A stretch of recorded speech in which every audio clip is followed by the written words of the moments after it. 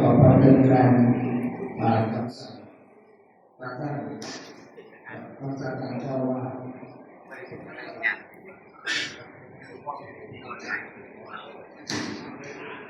คำสั่งเจ้าคณะตำบลบ้านครูที่02/2568เรื่องแต่งตั้งผู้รักษาการแทนเจ้าว่าด้วยพระครูพัฒนาธรรมาภิรามอดีตเจ้าว่าวัดสมดีแดง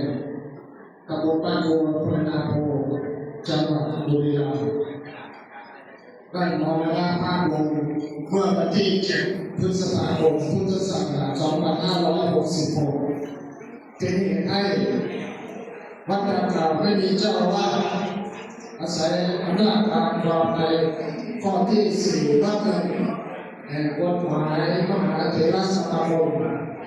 ว่าด้วยการแต่งตั้งผู้รักษาการแทนเจ้าว่าออกการฟังในพระราชบัญญัติคณะสงฆ์พุทธศักราช 2505 แก้ไขเพิ่มเติมโดยพระราชบัญญัติคณะสงฆ์ฉบับที่ 2 พุทธศักราช 2535 จึงแต่งตั้งให้พระวัชรวงศ์ชายาพุทธญาโยอายุ50 พรรษาเศษวิทยาฐานะนักธรรมชั้นเอกผู้พันธุ์ศึกษาวัดสมดีแดงตำบลบ้านครูอำเภอนาโพจังหวัดบุรีรัมย์เป็นผู้รักษาการแทนเจ้าอาวาสวัดสมดีแดงตั้งแต่บัดนี้เป็นต้นไปสั่งหน้าวันที่ 11 มีนาคมพุทธศักราช 2568 พระครูสุวรรณสอนกิจเจ้าคณะตำบลบ้านครูพยานโกภวติยังโมเนสามายานันอิมานันโตเยมันตะวังเมตโยเวทยาสุทยามันปะเรอปาราจิตาปันเกสีเสปะทาวิปุ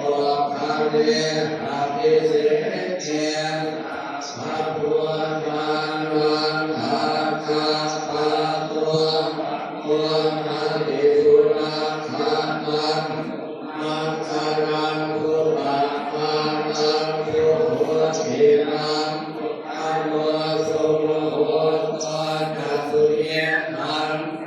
มัจจาเวสุมาภาภินังกายกรรมังวาจากรรมังอาเยนังปะทาเยนังมโน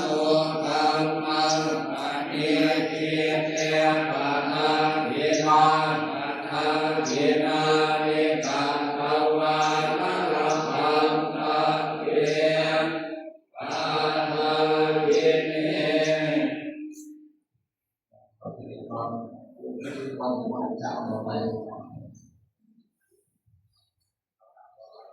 ทำการต่อไปนะครับได้ขอถวายความเคารพนะครับพระครูเอาบุญบ้านนะครับเจ้าคณะเป็นนางครูได้กล่าวให้ครูว่าทางสามเณรพุทธญาโยรักษาการเจ้าว่าพระสงฆ์ดีเด่นนะครับในการนี้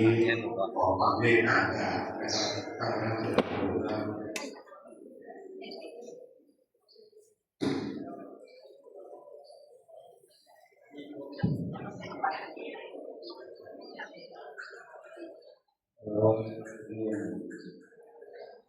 ท่าน